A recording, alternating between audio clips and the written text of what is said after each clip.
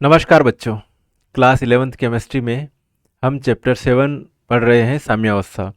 और इसका लेक्चर एक पहले हमने पढ़ लिया है, आज ये दूसरा लेक्चर है। और जो क्वेश्चन आंसर के बारे में चर्चा कर रहे हैं, वस्तुनिष्ठ प्रश्न की पहले चर्चा कर ली है। तो आज हम इम्पोर्टेंट क्वेश्चन, इम्पोर्टेंट टॉपिक के बारे में चर्चा करते हैं। आपके सामने पहला जो आज का क्वेश्चन हाजिर है, यहीं पे याद हो जाएगा अभी के अभी। क्वेश्चन है आपका, सममांगी तथा विषमांगी साम्यावस्था को उदाहरण सही समझाइए। बहुत सिंपल है भैया, सममांगी तथा विषमांगी साम्यावस्था को समझाना समझना दोनों सिंपल है। अब ध्यान से देख लिए क्या है इसमें सममांगी में और विषमांगी में। देखो, इधर जो है इनको कहते हैं अपन रिएक्टेंट, ये है भैया रिएक्टेंट बोले तो अभिकारक, और इधर जो है क्या है उत्पाद है। देखिए यहाँ पर N2 जो ले रखा है वो कौन सी अवस्था में ले रखा है भैया, गैस अवस्था में। प्लस 3H2 कौन सी अवस्था में ले रखा है, ये भी गैस अवस्था में। और इनसे जो बन रहा है अमोनिया, ये अमोनिया बन रहा है, ये भी कौन सी अवस्था में भैया, गैस अवस्था में। तो ये भी गैस है, ये भी गैस है, ये भी गैस है, मतलब सममांगी साम्यावस्था है। जब अभिकारक और उत्पाद की भौतिक अवस्था समान हो तो उसे हम कहेंगे सममांगी साम्यावस्था। क्लियर है। विषमांगी साम्यावस्था में यहाँ पर ये लिख रखा है भैया CaCO3 कैल्शियम कार्बोनेट, और कौन सी अवस्था दे रखी, सॉलिड। इससे क्या बन रहा है, CaO कैल्शियम ऑक्साइड बन रहा है, ये तो भाई साहब सॉलिड है। और ये CO2 जो है ये कौन सी भौतिक अवस्था है, इसकी गैस है। मेरी बात ध्यान से सुनना, जब अभिकारक और उत्पाद की, ये उत्पाद है, भौतिक अवस्था क्या है, डिफरेंस हो, असमान हो, तो उसे विषमांगी साम्यावस्था कहते हैं। याद हो गया बिल्कुल। एक बार और, जब रासायनिक साम्यावस्था में अभिकारक व उत्पाद की भौतिक अवस्था कौन सी होती है, ठोस द्रव गैस, तो उसे सममांगी साम्यावस्था कहते हैं। यहाँ पर हाइड्रोजन और आयोडीन भी दोनों गैस अवस्था में, और 2Hi बन रहा है, ये भी गैस अवस्था में, तो भाई साहब ये दोनों सममांगी साम्यावस्था है। विषमांगी साम्यावस्था, जब रासायनिक साम्यावस्था में अभिकारक और उत्पाद की भौतिक अवस्था असमान हो तो उसे विषमांगी साम्यावस्था कहते हैं। जैसे कैल्शियम कार्बोनेट सॉलिड है, और CaO और CO2 ये तो सॉलिड है और ये गैस है। इसमें BaCO3 में BaO सॉलिड है और CO2 क्या है, गैस है। तो इन भाई साहब के कारण ये क्या हो जाएगी, विषमांगी साम्यावस्था हो जाएगी, CO2 गैस अवस्था में इस कारण। ओके, ये है। तो मेरे हिसाब से आपको ये क्वेश्चन समझ में आ गया होगा। चलिए हम आगे चर्चा करते हैं। चलिए चर्चा, केमिस्ट्री पे चर्चा। ध्यान से देखिए इसको, ध्यान से देखिए, इस टाइप के क्वेश्चन एग्जाम में आने वाले हैं। रासायनिक साम्य से क्या समझते हो और इसकी प्रमुख विशेषताएं क्या क्या हैं। रासायनिक साम्य, जब भी साम्य की बात करोगे तो आपको ऐसी कुछ चीजें दिखेगी, ये इधर और ये इधर। ओके, यहाँ पर इधर है अभिकारक और इधर है उत्पाद, मतलब अभिकारक और उत्पाद के बीच में क्या है, साम्यावस्था है। रिवर्सिबल कंडीशन भी कह सकते हैं इसको, कि ये रिवर्सिबल प्रोसेस हो रही है, अभिकारक से उत्पाद और उत्पाद से अभिकारक।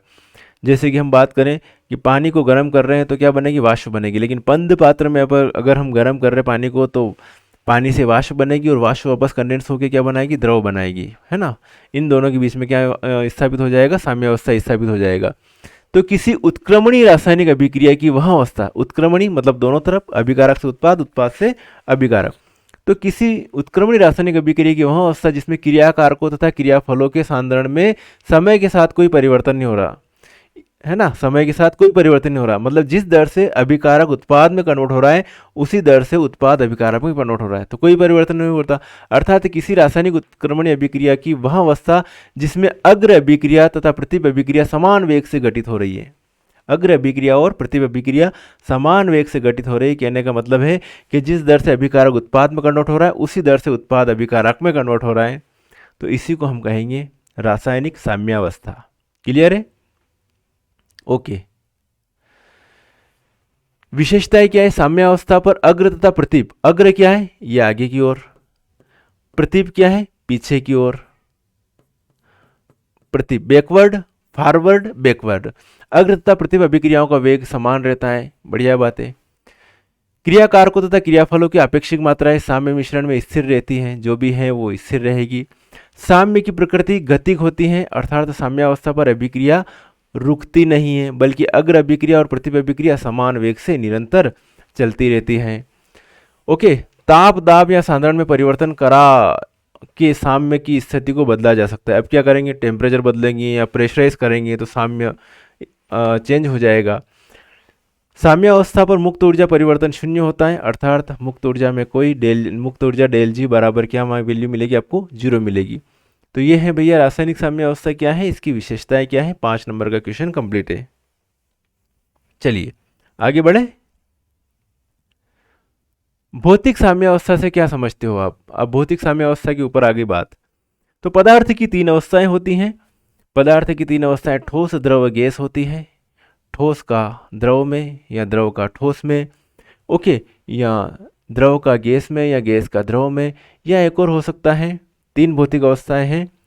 ठोस का किस में कन्वर्ट हो रहा है भैया, ठोस किस में कन्वर्ट हो रहा है, द्रव में, और द्रव ठोस में। ओके, एक ही द्रव है, द्रव किस में कन्वर्ट हो रहा है, गैस में, और गैस किस में कन्वर्ट हो रही है, द्रव में। एक कंडीशन ये भी हो सकती है कि ठोस किस में कन्वर्ट हो रहा है, गैस में, डायरेक्ट गैस, ऊर्ध्वपातन कहते हैं, और गैस किस में, ठोस में। तो ये है भैया भौतिक साम्य अवस्था, कि वह साम्य जो भौतिक परिवर्तनों या प्रक्रमों में प्राप्त होता है भौतिक साम्य कहलाता है। दूसरे शब्दों में भौतिक साम्य अवस्था वह साम्य है जो एक ही रासायनिक यौगिक की 2 विभिन्न प्रावस्थाओं के मध्य स्थापित होता है। एक ही रासायनिक यौगिक की 2 भिन्न प्रावस्थाओं के मध्य स्थापित होता है। जैसे H2O लिया है तो यहाँ पर ठोस भी H2O ही है और द्रव भी H2O ही है, लेकिन भौतिक है ना, भौतिक कंडीशन देखें दोनों की, भौतिक अवस्था दोनों की अलग अलग है। जैसे बर्फ क्या है, ठोस है, जल क्या है, द्रव है। जल द्रव है और जल वाष्प गैस है। ये है भैया। तो रासायनिक संगठन में कोई परिवर्तन नहीं होता है ना इसमें। अभिक्रिया के दौरान उस यौगिक के रासायनिक संगठन में कोई परिवर्तन नहीं होता है, केवल उसकी भौतिक अवस्था में परिवर्तन होता है। भौतिक साम्य की विशेषताएं, बंद निकाय होना चाहिए, बिल्कुल सही बात है, बंद निकाय होगा तो ही साम्य अवस्था होगी। अर्थात गिराव से पदार्थ का आदान प्रदान नहीं होना चाहिए। इस स्थिति में गतिशील परंतु स्थिर अवस्था रहती है ना, इस स्थिति में गतिशील परंतु स्थिर अवस्था रहती है। अर्थात तो दोनों विपरीत प्रक्रम जिस दर से ठोस जैसे द्रव में कन्वर्ट हो रहा, द्रव ठोस में कन्वर्ट होना चाहिए, ये कंटिन्यूस होना चाहिए। ओके, अगर एक बंद पात्र में अपन जो है किसको रख दिया, बर्फ के टुकड़े को रख दिया भैया, ठीक है, बर्फ का टुकड़ा यहाँ पर रखा हुआ है, ठीक है। अब क्या हो रहा कि एक निश्चित टेम्परेचर पर रख रखा है, तो इसमें अपनों ने बर्फ क्या है, जल और बर्फ के बीच में साम्य अवस्था स्थापित हो गई। तो अंदर ही अंदर साम्य अवस्था है ना, जरूरी नहीं कि जो जल पड़ा हुआ वो जल ही रह गया, अंदर साम्य अवस्था है तो जल जो है बर्फ में कन्वर्ट हो रहा है, बर्फ जो है जल में कन्वर्ट हो रहा है। या फिर किसी बंद पात्र में अपन गर्म करते किसी चीज़ को, तो ऐसा नहीं कि जो वाष्प बन गई वो वाष्प में ही कन्वर्ट पड़ी रहेगी, उनके बीच वाष्प और द्रव के बीच में क्या हो जाएगी, साम्य अवस्था स्थापित होगी। मतलब जिस दर से वाष्प द्रव में कन्वर्ट हो रही है, द्रव वाष्प में कन्वर्ट हो रहा है, उसी दर से वाष्प द्रव में कन्वर्ट होती रहेगी, अंदर ये प्रोसेस चलती रहती है। अगला पॉइंट है, पदार्थ के सांद्रण स्थिर रहना चाहिए तथा मापने योग्य गुण जैसे ताप, दाब इत्यादि स्थिर होने चाहिए। ठोस तथा द्रव के बीच साम्य अवस्था एक निश्चित ताप पर स्थापित होती है, एक निश्चित टेम्परेचर पर। जैसे कि अगर बर्फ़ की बात करें तो 100 डिग्री सेल्सियस पर ही दोनों के द्रव और वाष्प के बीच में साम्य अवस्था रह सकती है, जल और वाष्प के बीच में। और बर्फ़ की 0 डिग्री सेल्सियस पर जल और द्रव के बीच में साम्य अवस्था रह सकती है, ये चीज़ होगी। ओके, तो ठोस तथा द्रव के बीच साम्य अवस्था एक निश्चित ताप पर स्थापित होती है, जिसे गलनांक या हिमांक भी कहते हैं, ठोस और द्रव के बीच में, है ना। बर्फ का गलनांक 0 डिग्री सेल्सियस, बर्फ का क्वथनांक 100 डिग्री सेल्सियस। तो 100 डिग्री सेल्सियस पर किसके बीच साम्य अवस्था रहेगी, बर्फ जल में, जल और वाष्प के बीच। और 0 डिग्री सेल्सियस पर बर्फ और जल के बीच में।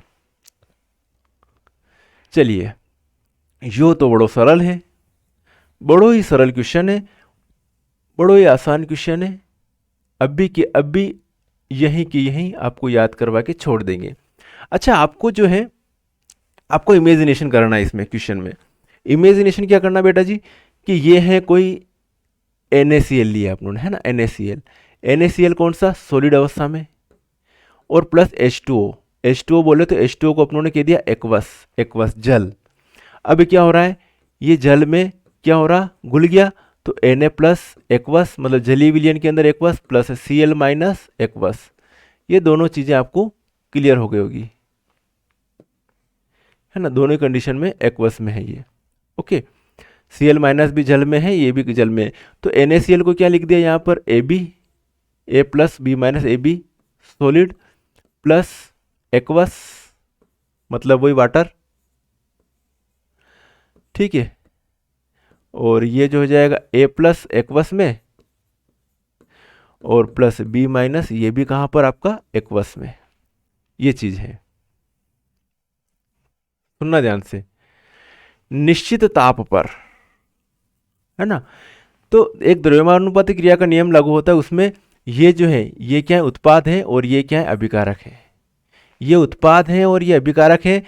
तो द्रव्यमानुपातिक क्रिया का नियम क्या है, ये उत्पाद की सक्रिय मात्रा का गुणनफल, है ना, उत्पाद की सक्रिय मात्रा का गुणनफल, सक्रिय मात्रा को बड़े कोष्ठक में दिखा देता था, उत्पाद की सक्रिय मात्राओं का गुणनफल का अनुपात एक स्थिरांक के बराबर होता है। चलिए, निश्चित ताप पर किसी विलेय विद्युत अपघट्य जैसे NaCl ले लिया कि संतृप्त विलयन में उसके आयनों की सांद्रताओं का गुणनफल विलेयता गुणनफल कहलाता है। यह मान किसी दिए हुए ताप पर क्या होता है, स्थिर होता है। चलिए फिर बढ़ते हैं, किसी विद्युत अपघट्य पदार्थ का संतृप्त विलयन यदि अपने ठोस के संपर्क में है तो अपने निम्नलिखित साम्यावस्था में होता है। साम्यावस्था जैसे कि NaCl जिस दर से Na प्लस और Cl माइनस में कन्वर्ट हो रहा है उसी दर से जो आयन से वो वापस NaCl ठोस में कन्वर्ट हो रहे हैं, इनके बीच साम्यावस्था स्थापित हो गई। माना कि ये जल में घोल रखा है, ये जल भरा हुआ है इसमें, और हो क्या रहा है इसमें, मेरी बात सुनना ध्यान से, यहाँ पर है NaCl और ये है Na plus Cl minus, Na plus Cl minus, ढेर सारे आयन हैं। तो जिस दर से यहाँ से Na प्लस और Cl माइनस में कन्वर्ट हो रहा है उसी दर से Na प्लस और Cl माइनस आयन किस में, NaCl में कन्वर्ट हो जाएंगे। मतलब इनमें ठोस और आयन के बीच में क्या होगी, साम्यावस्था स्थापित हो गई, ठीक है। तो द्रव्यानुपातिक क्रिया के नियम के अनुसार क्या है, K एक स्थिरांक है, तो A प्लस और A प्लस एक्वस और B माइनस एक्वस बटे क्या लिख दिया, AB सॉलिड, है ना, ये AB सॉलिड, ये अभिकारक नीचे उत्पाद ऊपर। अभी क्या किया अपनों ने, ये K बराबर ये AB इधर लिया है तो इसको क्या लिख दिया, KAB, KAB क्या है, ये सॉलिड है, सक्रिय मात्रा को बड़े ब्रैकेट में बराबर क्या लिख दिया, A प्लस एक्वस और B माइनस एक्वस लिख दिया। और इसको वापस क्या लिख दिया, KSP लिख दिया, इसको लिख देंगे आगे KSP, सॉल्युबिलिटी प्रोडक्ट, है ना, सॉल्युबिलिटी प्रोडक्ट कौन है, ये AB, तो SP, और सॉल्युबिलिटी प्रोडक्ट को ही अंग्रेजी में कहते हैं, हिंदी में कहते हैं विलेयता गुणनफल। तो ये A प्लस एक्वस और B माइनस एक्वस, क्लियर है। तो यहां पर क्या हो गया, KAB सॉलिड की जगह क्या लिख दिया, KSP लिख दिया, और KSP एक स्थिरांक है जिसे विलेयता गुणनफल कहते हैं। ओके, आगे बढ़े, ये तो हो गया विलेयता गुणनफल के बारे में। अब ये सिंपल क्वेश्चन है, पहले भी रिपीट हो चुका है, लेकिन फिर भी हम समझेंगे इसको, क्या बात हो रही है यहाँ पर। लुईस अम्ल और लुईस चार्ट से क्या समझते हो, तो लुईस अम्ल क्या करते हैं कि वे अणु या आयन जो अष्टक पूरा करने के लिए एकांकी इलेक्ट्रॉन युग्म ग्रहण करते हैं उन्हें लुईस अम्ल कहते हैं, और वे अणु या आयन जो किसी दूसरे अणु या आयन को एकांकी इलेक्ट्रॉन युग्म प्रदान करते हैं उन्हें क्या कहते हैं, लुईस क्षार कहते हैं। कहने का मतलब है कि ऐसे अणु या आयन या मूलक जो केंद्रीय परमाणु को अष्टक पूर्ण करने के लिए एकांकी इलेक्ट्रॉन युग्म की आवश्यकता होती है, लुईस अम्ल कहलाते हैं, अर्थात इलेक्ट्रॉन युग्म ग्राही लुईस अम्ल होते हैं। एग्जाम्पल के तौर पर दे रखा है BF3, इसके पास कितने इलेक्ट्रॉन है, 6 इलेक्ट्रॉन है भाया, कितने इलेक्ट्रॉन है, 6, B, F और F, 2 2 4 2 6 इलेक्ट्रॉन, तो एक और एकांकी इलेक्ट्रॉन युग्म ग्रहण कर सकता है। इसी प्रकार से AlCl3 है, इसी प्रकार से Br प्लस है, इसी प्रकार से NO2 प्लस है। लुईस क्षार क्या है, ऐसे अणु आयन या मूलक जिनके केंद्रीय परमाणु अष्टक तो पूर्ण होता है तथा इनके पास एकांकी इलेक्ट्रॉन युग्म होते हैं, जिससे वे रासायनिक अभिक्रिया में दान करके क्या बना देते हैं, उप सहसंयोजी बंध बनाते हैं। कौन सा बंध बनाते हैं, उप सहसंयोजी, आराम से बना सकते हैं। जैसे कि ये HOH किसी को दान करना है एक एकांकी इलेक्ट्रॉन युग्म, तो जैसे दूसरे ऑक्सीजन को ही है तो H2O2 बन गया, ठीक है, ये दे रहा है किसको, इस ऑक्सीजन को दे रहा है। तो ये जो है ये उपसहसर्जी बंध बना। ओके, जैसे NH3, NH3 NH3 में नाइट्रोजन के पास एकांकी इलेक्ट्रॉन युग्म है, तो इसके पास कितने इलेक्ट्रॉन है, 8 है, इसके पास 6 है। ये रासायनिक अभिक्रिया के दौरान इसको दे देगा। जो दो ग्रहण कर रहा है वो अम्ल है, कौन सा अम्ल है, लुईस अम्ल है। और जो दे रहा है वो कौन क्या है, क्षार है। और कौन सा क्षार है, लुईस क्षार है। बेटा जी समझ में आ गया? ओके, बहुत बढ़िया। तो ऐसे अणु या आयन या मूलक जिनके केंद्रीय परमाणुओं का अष्टक पूर्ण होता है तथा इनके पास एकांकी इलेक्ट्रॉन युग्म होते हैं, जिसे ये रासायनिक अभिक्रिया को दान करके उपसहसर्जी बंध बना सकते हैं, लुईस क्षार कहलाते हैं। अर्थात इलेक्ट्रॉन युग्म दाता लुईस क्षार होते हैं। क्लियर है यहाँ तक? बहुत बढ़िया। अगला है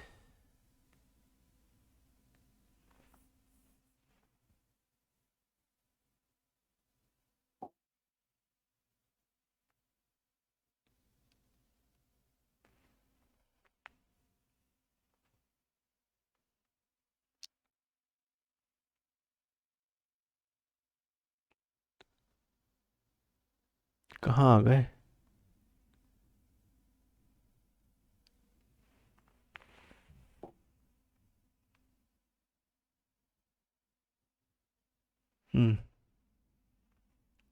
वापस वहीं पर।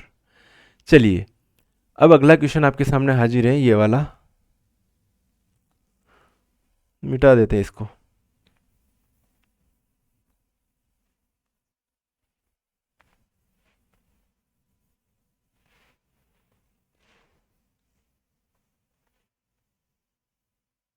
ध्यान से देखिएगा, संयुग्मी अम्ल तथा संयुग्मी क्षार किसे कहते हैं? संयुग्मी अम्ल तथा संयुग्मी क्षार किसे कहते हैं? बड़ा सिंपल है इसका काम। जैसे ये HCl लिया, देखना ध्यान से, HCl क्या है, अम्ल है। ठीक है, अब इसमें से एक H+ कम कर दें, एक H+ इसमें से कम कर दें तो क्या बचेगा, Cl- बचेगा। ये HCl लिया और इस HCl में से एक H+ कम कर देंगे तो Cl- बचेगा और ये हो गया H+। तो ये जो Cl- H+ निकले के बाद ये Cl- बचा, इसको क्या कहूँगा मैं, संयुग्मी क्षार। क्या कहूँगा इसको, संयुग्मी क्षार कहूँगा। ओके, और जो H2O है, H2O वो एक H+ को ग्रहण कर ले। ठीक है, H2O एक H+ को ग्रहण कर ले और क्या बना देगा, H3O+ बना लेगा। ठीक है, ओके। तो ये जो H+ दे रहा है वो क्या है, अम्ल है, ये अम्ल है। और H+ ग्रहण कर रहा है वो क्या है, ये क्षार है। यहाँ पर H2O क्षार का काम कर रहा, और इससे H+ ग्रहण करने के बाद ये क्या बन गया, अम्ल बन गया, क्योंकि अब ये H+ दे सकता है। तो ये क्या होगा, इसको कौन क्या कहूँगा मैं, संयुग्मी अम्ल कहूँगा। ये संयुग्मी अम्ल हो गया, समझना, ये अम्ल है। और ये Cl- क्या है, संयुग्मी क्षार हो गया। और ये क्षार है, यहाँ पर H2O H+ ग्रहण करके क्या बन जाएगा, H3O+ बन जाएगा, ये अम्ल बन जाएगा ये। ठीक है, तो ये अम्ल फर्स्ट, ये क्षार सेकंड। ठीक है, वो लिख दिया, क्षार फर्स्ट अम्ल सेकंड, क्या फर्क पड़ रहा। तो ये ही लिखा हुआ है कि जब कोई अणु या आयन प्रोटॉन ग्रहण करता है तो बनने वाला समूह अम्ल की तरह कार्य करता है। जब कोई अणु या आयन प्रोटॉन ग्रहण करता है, ये प्रोटॉन ग्रहण करता है तो बनने वाला समूह अम्ल की तरह कार्य करता है, क्योंकि इसमें प्रोटॉन दान करने की प्रवृत्ति होती है। इसे उस क्षार का संयुग्मी अम्ल कहते हैं। उदाहरण NH3 का संयुग्मी अम्ल क्या हो जाएगा, NH3 तो क्षार है, लेकिन इसका संयुग्मी अम्ल क्या हो जाएगा, NH4+। क्योंकि जब इसने H+ ग्रहण कर लिया तो, है ना, ये तो H+ ग्रहण कर लिया, ये तो क्षार है, क्षार क्या H+ ग्रहण करता है। अब ग्रहण करने के बाद क्या बन गया, NH4+। अब NH4+ और तो H+ ग्रहण नहीं कर सकता, अब क्या होगी, इसकी बारी देने की आ गई H+। तो जो H+ देते हैं वो क्या होते हैं, अम्ल होते हैं। तो यहाँ पर तो ये क्षार है और यहाँ पर क्या है, H+ ग्रहण करने के बाद ये अम्ल हो गया। जब कोई अणु या आयन अम्ल प्रोटॉन दान करता है तो बचा हुआ समूह क्षार की तरह कार्य करता है, क्योंकि इसमें प्रोटॉन ग्रहण करने की शक्ति होती है। ओके, इसे उस अम्ल का संयुग्मी क्षार कहते हैं। जैसे HCl है, इसने H+ दे दिया तो H+ दे रहे वो अम्ल है। अब क्या बन गया, Cl- बन गया, H+ देने के बाद Cl- बन गया। अब Cl- क्या करेगा, प्रोटॉन ग्रहण करेगा, H+ ग्रहण करेगा, तो ये किसकी भांति व्यवहार करेगा, क्षार की तरह, और ये क्या है, अम्ल है। ठीक है, अतः संयुग्मी अम्ल और संयुग्मी क्षार में एक प्रोटॉन का अंतर होता है। प्रबल अम्ल तथा संयुग्मी क्षार सदैव दुर्बल होते हैं। ओके, तो साथियों आई होप, मैं उम्मीद करता हूँ कि ये वीडियो आपको पसंद आया होगा। ऐसे ही अभी इसका एक पार्ट और बनेगा और उसमें सारे क्वेश्चन लगभग कंप्लीट हो जाएंगे। चलिए बच्चों, मिलेंगे फिर नेक्स्ट वीडियो में, तब तक के लिए ओके बाय, जय हिंद।